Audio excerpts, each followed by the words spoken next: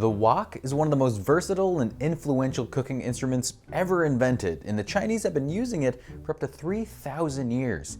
The metal pan is distinguished by its traditionally rounded bottom and large surface area, which makes it possible to braise, boil, steam, and stir-fry foods all in one place. Another benefit of the kitchen tool is something called wok hei. This Cantonese term was translated to breath of the wok by food writer Grace Young, and it's used to describe the unique seared flavor the pan imparts to food. When a wok reaches super high temperatures, it zaps excess moisture from the ingredients and promotes caramelization to create more concentrated flavors. The first woks were likely used for boiling and making stews, with stir-frying only becoming popular after iron woks were introduced during the Song Dynasty roughly 1,000 years ago. Iron is a relatively poor conductor of heat, which actually makes it better at retaining heat when it does reach the right temperature. Hot iron doesn't cool down quickly as more ingredients are added to the pan. This is essential to making a crispy stir fry. Today, many woks are made from carbon steel or even aluminum, which tend to be lighter, but you can still count using one as a workout. Hi, I'm Justin Dodd. Welcome to Food History. Today we're looking at inventions that shaped the culinary world as we know it. So grab your cotton candy machines and your zucchini spiralizers and let's get started. Spoiler alert, neither of those made the cut.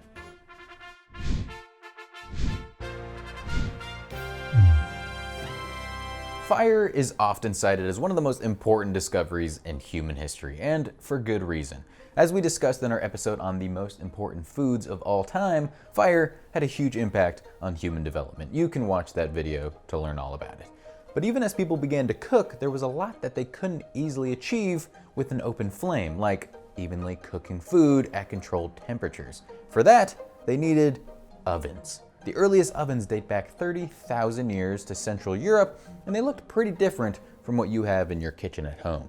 They consisted of a large pit dug into the earth lined with heat-conducting stones. Hot coals or ash provided consistent heat to the food, and a layer of dirt on top kept that heat contained. These earth ovens cooked food slowly at low temperatures, breaking them down and making the nutrients easier to absorb. From Maori hangi to New England clam bakes, underground ovens are still used for celebratory feasts around the world today, though what we cook with them has changed a bit over the millennia. Bones discovered near ancient earth ovens indicate that mammoth was the main course at some of the first barbecues. And I don't know why, but mammoth sounds delicious. Humans have invented a lot of tools to heat food since those early earth ovens. After the emergence of wood-fired brick ovens in ancient times, gas ovens and electric stoves appeared in the 19th century. But the biggest recent leap in cooking technology may be the microwave oven. Raytheon Company engineer Percy LeBaron Spencer was visiting a lab testing microwave-producing magnetrons in 1945 when he noticed that the candy bar in his pocket had melted. His dry cleaning bill ended up being a pretty small price to pay for the flash of inspiration he had that day. As the story goes, Spencer sent out for some uncooked popcorn, and when it popped in front of the active magnetron, Spencer realized that microwave radiation could be used as a quick and convenient heat source for cooking. Later that year, he filed a patent for the microwave oven. For ancient cooks, finding a way to keep fresh food cold became just as important as cooking it. The Chinese practiced rudimentary refrigeration 3,000 years ago by collecting ice and storing it.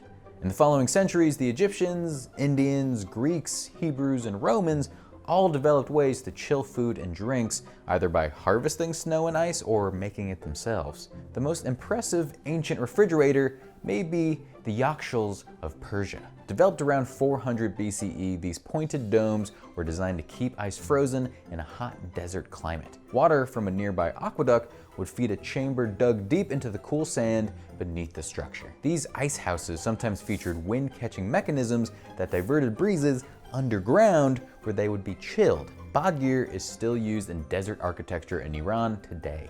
In addition to preserving food, Persians used refrigeration to make delicious desserts. Traditional frozen treats like sharbet and faladeh are products of the yakshuls of ancient Persia. Preservation is a major theme of food history's biggest breakthroughs. When modern canning was invented in the early 1800s, eating nutritious meals on long journeys or during hard winters became more feasible. But perhaps just as important as canning is the invention that made cans easier to use: Believe it or not, the can opener came nearly 5 decades after the first metal cans. Before that, people literally had to chisel away at their containers to get dinner. Animals. While he may not have been the very first person to create a can opener, some sources cite the UK's Robert Yates, American inventor Ezra J. Warner may be the world's most influential can opener inventor. Put that on a mug.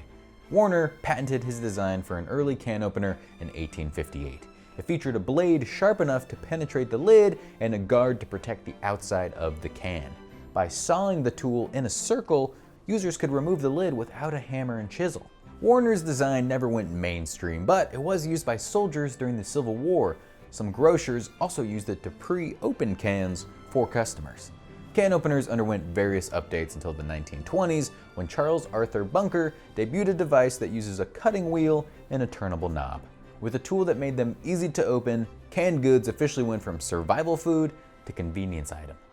The cheese grater is another tool that makes life in the kitchen easier, and it's older than you might think. According to the Oxford Companion to Cheese, my personal favorite companion to cheese, Mesopotamians in the 3rd millennium BCE had perforated bowls that might have been used to grate sun-dried cheese. A Hittite text from a millennium later includes a term that could be translated to grated cheese. By the 9th century BCE, there are clear descriptions in archaeological finds of cheese graters from the Greek and Roman civilizations. Homer's Iliad actually refers to what may be a candidate for the oddest cocktail in history: wine, grated goat cheese, and barley meal. Drop a name for this abominable and oddly intriguing cocktail in the comments below, and we'll see how long it takes for it to pop up at some hip Brooklyn speakeasy. The invention of sliced bread is considered a high watermark for human ingenuity. But when exactly did pre-cut loaves become standard? In 1928, Iowa inventor Otto Roeder filed a patent for a machine that sliced entire loaves of bread at once. Not everyone saw the genius in his idea, however. Bakers worried that slicing bread in-house would cause it to go stale faster or even fall apart. To prevent this, Roeder recommended holding the slices together with pins, which added an annoying hurdle to an item that was meant to be convenient. Eventually, Roeder found a buyer for his machine in the Chillicothe Baking Company in Chillicothe, Missouri. The company was set to debut clean-made sliced bread on July 7, 1928. The day before, the Constitution Tribune published a glowing endorsement. The paper also ran an ad calling the product the greatest forward step in the baking industry since bread was wrapped. That copy is believed to be the origin of the phrase, the greatest thing since sliced bread.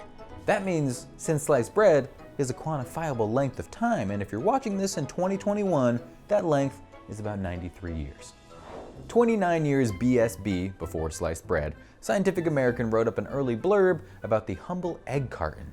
While it's difficult to definitively say who invented it, the device wasn't actually patented until 1928, this note from 1899 says that Robert J. Barkley of Kansas had created a carton designed to contain a dozen eggs and to obviate the necessity of counting and of the danger of breaking the eggs by frequent handling. Sadly, there doesn't seem to be much more info out there about Barkley except that he died in 1905, with his local newspaper noting that although the public has been somewhat slow in adopting egg cartons for general use, they are destined to someday be used everywhere. You're gosh dang right. Thank you for your service, Barkley. Early forks and spoons have been traced back to ancient Egypt, but the spork wouldn't appear until much later. American doctor Samuel W. Francis received a patent for his spoon-fork-knife hybrid in 1874. This was just one of his many creative inventions. Other ideas he came up with included a matchbox that ignited internally and a cane with an inner compartment for bus money. Francis's new utensil wouldn't take off until the 1950s, when Hyde W. Ballard trademarked the name Spork, and the plastic revolution made it easy to manufacture. Francis died in 1886 without knowing that his clever eating tool would become his greatest legacy. I should also mention, while Francis's proto-spork seemed to usher in the modern spork era, long may its reign last, our always wonderful fact-checker Austin Thompson did point us towards this ancient Roman utensil. As Austin said, it's not a spork, but it's not a spork. Hard to argue with that. Cling wrap is one of the most useful things to have in your kitchen, and it was invented by accident. In 1933, a lab worker named Ralph Wiley at Dow Chemicals was cleaning equipment being used to develop dry cleaning products when he saw that a thin plastic film had formed inside a vial. The material naturally adhered to surfaces while blocking water and oxygen molecules. Officially called polyvinylidene chloride, Wiley's boss John Riley named the plastic Saran, supposedly after his wife Sarah and his daughter Anne. The new product had many applications. Dow Chemical first developed it as a spray that protected military fighter planes from the elements. Later, it was used to make car upholstery and military combat boots. It wasn't until 1949 that Dow Chemical got rid of Saran's off-putting odor and green color and applied its protective qualities to food. Today, Saran Wrap is actually polyethylene, which may not be as clingy as the original material, but has environmental benefits and is probably healthier for use with food. Maybe Saran Wrap wasn't as revolutionary as the first oven or refrigerator, but it has saved countless leftovers in the decades since, and I think that's worth celebrating. Hey, you know what? Put that on a mug too. Thanks for watching Food History. Don't forget to name Homer's cheesy wine barley cocktail in the comments below. We'll see you next time.